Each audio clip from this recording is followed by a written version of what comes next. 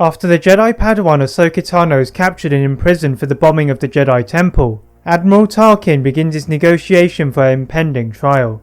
The Jedi Council wanted Ahsoka to be tried by themselves, in line with Jedi tradition, but the Senate requests for Ahsoka to be tried in front of Republic Military Tribunal. In the end, the Council gave in to the Senate's demands, as they fear being viewed as opposing the Senate, leading to Ahsoka's eventual expulsion from the Jedi Order.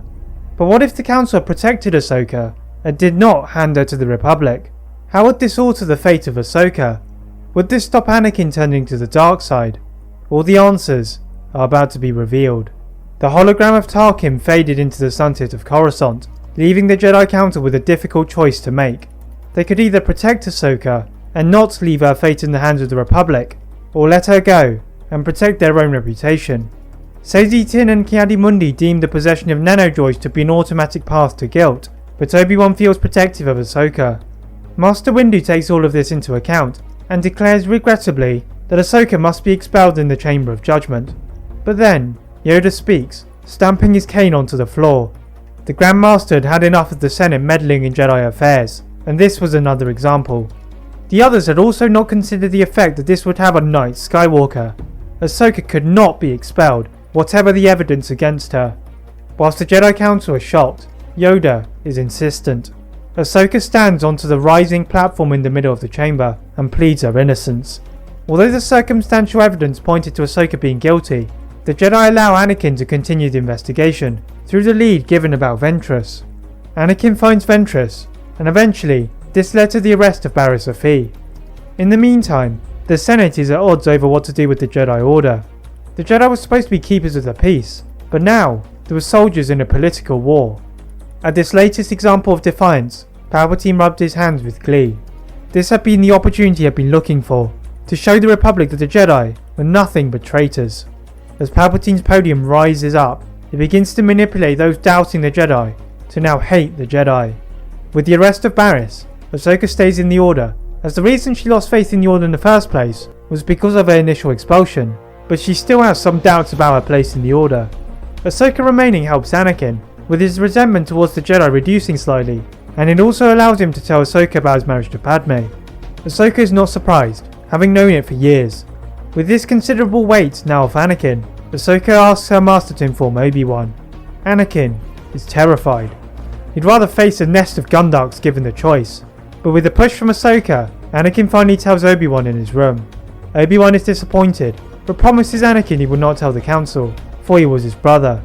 Back in the Senate, Palpatine is feeling even more content. His manipulation of the entire Senate was nearly complete.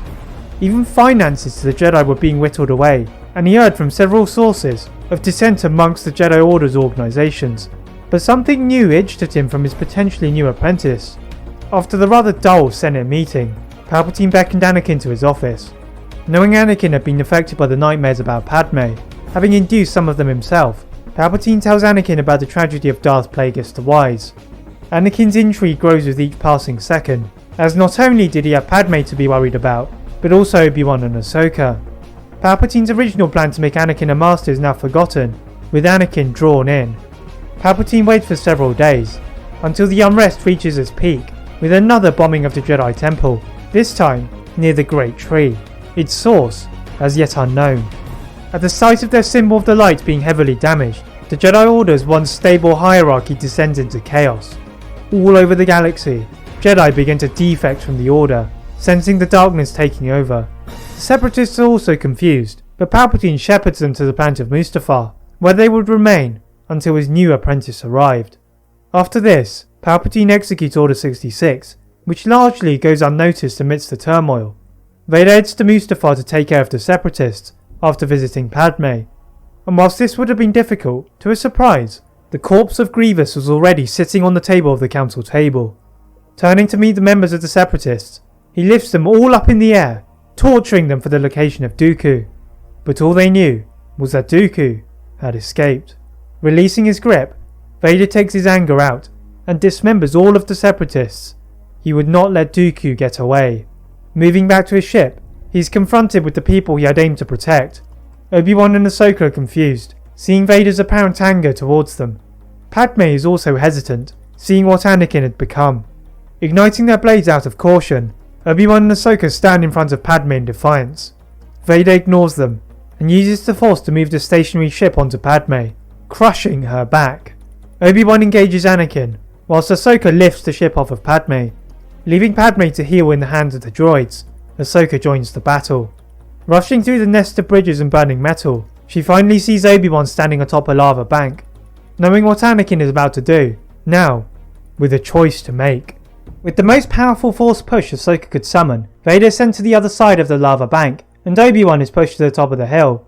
Vader attempts to leap back across the river, but lava begins to spew from the river, with more of the large pipelines dissolving to the planet's surface. Obi-Wan and Ahsoka take this opportunity to escape, moving back to their ship, whilst Vader is left to ponder on his failure.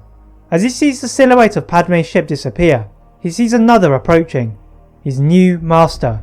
Vader could sense the fury emanating from his master, despite being reasonably far away. Bracing himself for the punishment, Vader saw Sidious levitating towards him, his hands outstretched.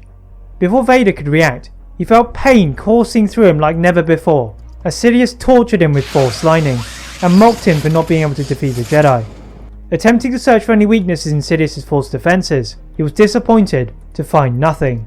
Sidious cackled at the feeble effort. Even the Jedi could put up a better attempt than that. While Sidious enjoyed toying with his new apprentice, he still had to complete what his apprentice had failed to do. Leaving Vader to feel the pain, Sidious walked over to where he had dumped the Separatist Council. He could smell the stench of death in the air, and it seemed as if his apprentice managed to do something right. Walking inside, being careful to avoid the now damaged roof, Sidious's eyes narrow as he notices something is odd. Discarding the bodies of Poggle the Less and Wat Tambor, he finds the corpse of General Grievous, but no body of Count Dooku. Sidious is disgusted. Trudging his way back out, he uses the Force to collapse the entire room, never wanting anything to do with this place ever again. Flying away, he sets about establishing his new galactic empire. Back on the planet of Polis Massa, Padme gives birth to Luke and Leia, and dies in childbirth, but this time, it is also witnessed by Ahsoka, as well as Master Windu and Shaak-Ti, who both have managed to escape the destruction of the Jedi Temple. Master Windu is a shell of what was once a confident Jedi Council member, his pride shattered at what he had failed to see. Master Windu decides that he should go into exile, whilst Yoda, having survived his duel with Sidious, feels the Force guide him to go on one last mission. Ahsoka and Master T decide that they should train Luke, with the occasional help of Obi-Wan, whilst Leia is adopted by Bail Organa. The group head off in their separate directions, for their own safety, all apart from Yoda. Yoda hops into his small starfighter, along with R2-D2, and together, they make their way towards the planet of Sereno, where he knew the Empire had not been able to reach so far. On his journey, Yoda contemplated the fall of young Skywalker. He had thought by keeping Knight Tano in the Jedi Order, the Skywalker would not have been as tempted by the dark side, but perhaps he had forced Skywalker away, by telling him to let go of everything he feared to lose. Yoda had not adapted to Skywalker's weaknesses, and the Jedi had paid the ultimate price. But whilst one Jedi had fallen, perhaps he could redeem another. Landing on top of a hillside, R2-D2 stayed with the ship, whilst Yoda serenely floated to the surface of a large castle. To the eye of a civilian, all appeared to be empty, but Yoda knew better. Yoda knocked on the large double doors 3 times, but there was no answer. Yoda knocked again, but there was still no answer. Yoda beckoned himself inside by gently pushing open the doors with the raise of his hand.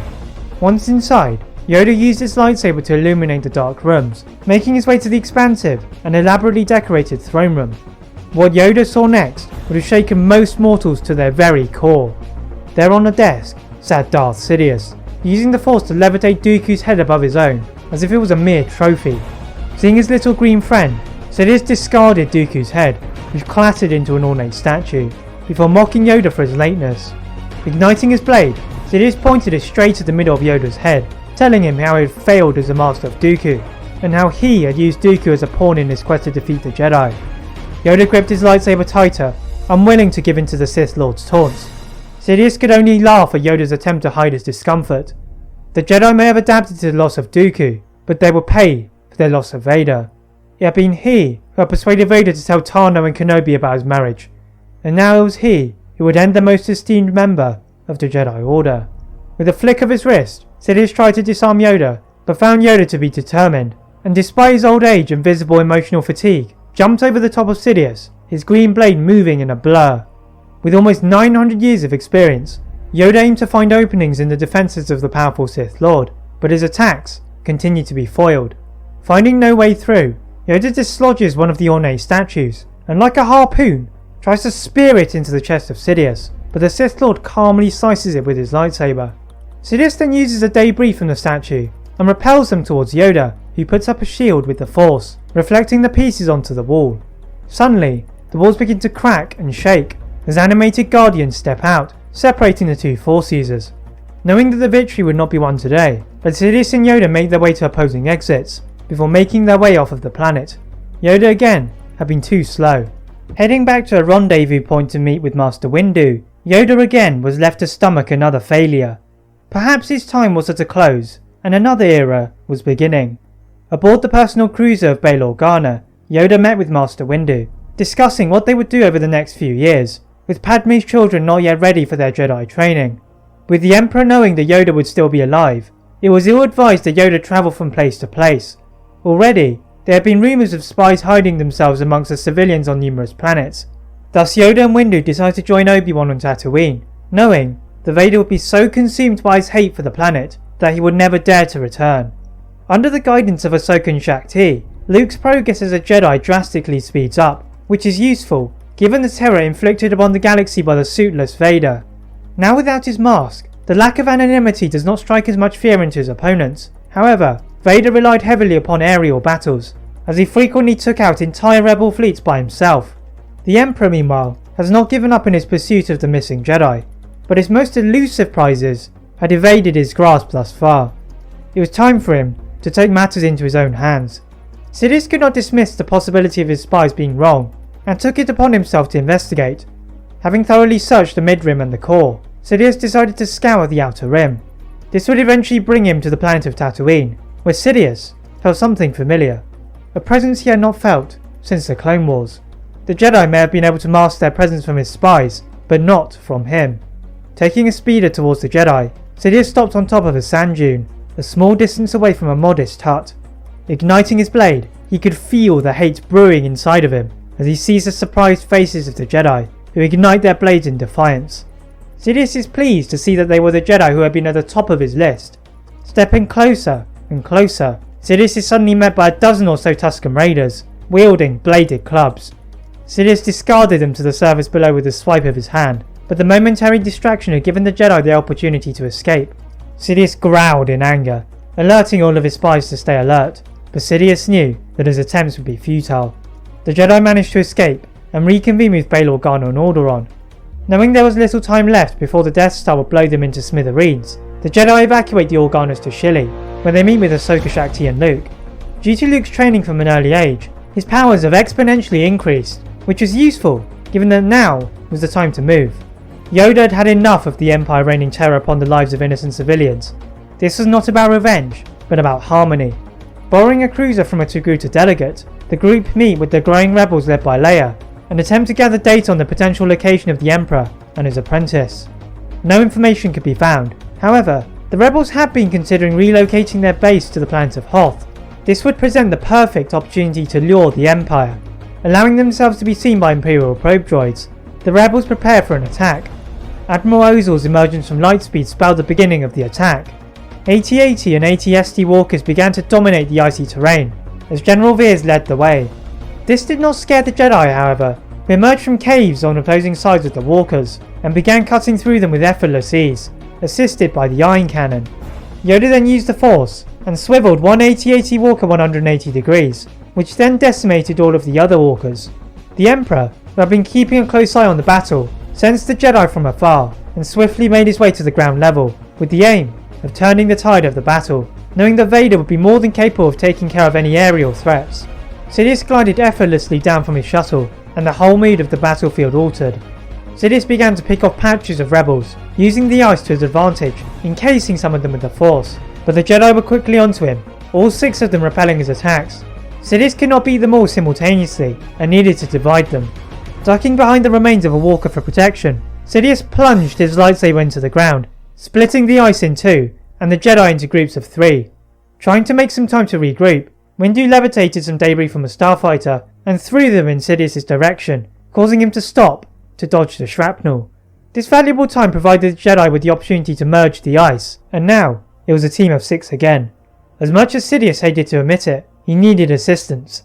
Sidious ordered for Vader and his aerial squadron to descend, which they did to devastating effect, sweeping above the makeshift base and setting it ablaze.